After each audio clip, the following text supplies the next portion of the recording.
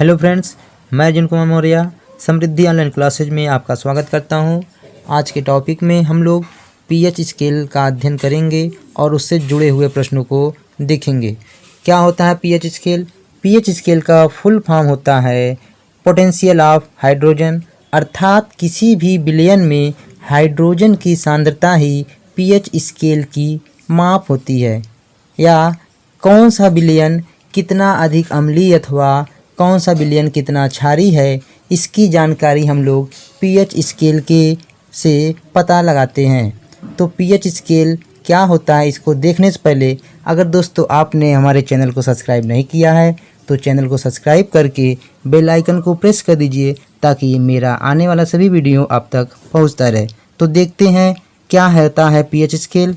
तो जैसा कि आपके सामने एक पीएच स्केल का दृश्य दिखाया गया है, तो इस स्केल को सबसे पहले डेनमार्क के वैज्ञानिक या डेनिश वैज्ञानिक सोरेनसन ने 1909 में इसकी खोज की थी और इन्होंने 0 से लेकर 14 तक का एक नंबर लिया।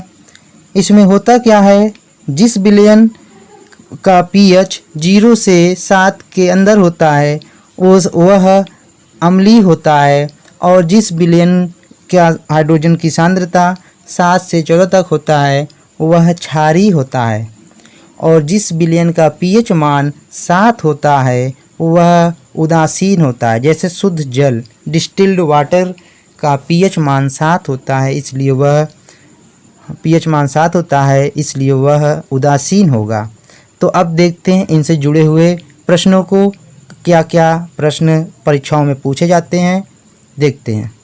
पहला प्रश्न है, जल का पीएच मान कितना होता है? जल का पीएच मान, या कह लीजिए शुद्ध जल का पीएच मान। तो शुद्ध जल अभी आपको पीछे बताया गया है, शुद्ध जल का पीएच मान 7 होता है क्योंकि यह उदासीन होता है। अगला प्रश्न, नमक का पीएच मान कितना होता है? तो नमक का पीएच मान भी जल के पीएच मान के बराबर होता है, तो ऑप्शन सी सही है, 7। नेक्स्ट, रक्त का पीएच मान कितना होता है? तो रक्त का पीएच मान ऑप्शन ए सही हो जाएगा, 7.4। नेक्स्ट, आंसू का पीएच मान कितना होता है? तो आंसू का पीएच मान रक्त के पीएच मान के बराबर होता है, तो 7.4 इसका सही जवाब हो जाएगा, ऑप्शन बी। नेक्स्ट, नींबू का पीएच मान कितना होता है? तो नींबू अम्लीय होता है, तो इसका जो पीएच मान हो जाएगा 2.4, तो ऑप्शन ए इसका सही जवाब है। अगला प्रश्न, दूध का पीएच मान कितना होता है? तो दूध भी थोड़ा सा अम्लीय होता है, तो इसका पीएच मान 7 से कम ही होगा, तो इसका पीएच मान होता है 6.4, ऑप्शन ए सही जवाब है। नेक्स्ट, सिरके का पीएच मान क्या होता है? सिरके को हम लोग एसिटिक अम्ल के नाम से जाना जाता है, मार्केट में यह विनेगर के नाम से भी सेल होता है, तो इसका सिरके का पीएच मान होता है 3, ऑप्शन ए सही जवाब है इसका। नेक्स्ट, शराब का पीएच मान क्या होता है?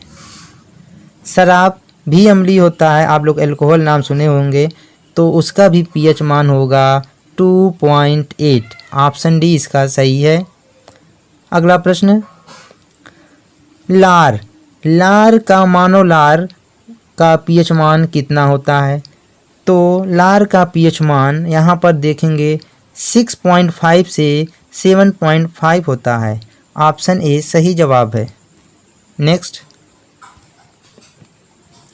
समुद्र जल का पीएच मान क्या होता है? क्योंकि समुद्री जल में नमक पाया जाता है, तो समुद्री जल पीएच का इसका पीएच मान जब भी होगा ये क्षारीय होगा, यानी कि 7 से अधिक होगा, तो ऑप्शन में 7 से अधिक यही दिख रहा है, अर्थात समुद्री जल का पीएच मान 8.5 होगा।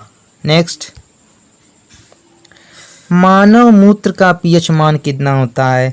तो मानव मूत्र का मानव मूत्र अम्लीय भी होता है, क्षारीय भी होता है, तो अर्थात 7 से कम भी होगा और 7 से अधिक भी होगा। तो इसमें आप देख रहे हैं ऑप्शन ए होगा 4.8 से 8.4। इसको याद करना भी आसान है, यहाँ पर 4.8 है, फिर आगे क्या है 8.4, तो आसानी से इस तरह से आप याद कर सकते हैं। नेक्स्ट प्रश्न, पीएच पैमाने का पता किसने लगाया था? तो अभी आपको शुरू में बताया गया है, पीएच पैमाने का पता डेनिश वैज्ञानिक सोरेनसन ने 1909 में पता लगाया था। तो इसका ऑप्शन ए सही हो जाएगा, सोरेनसन।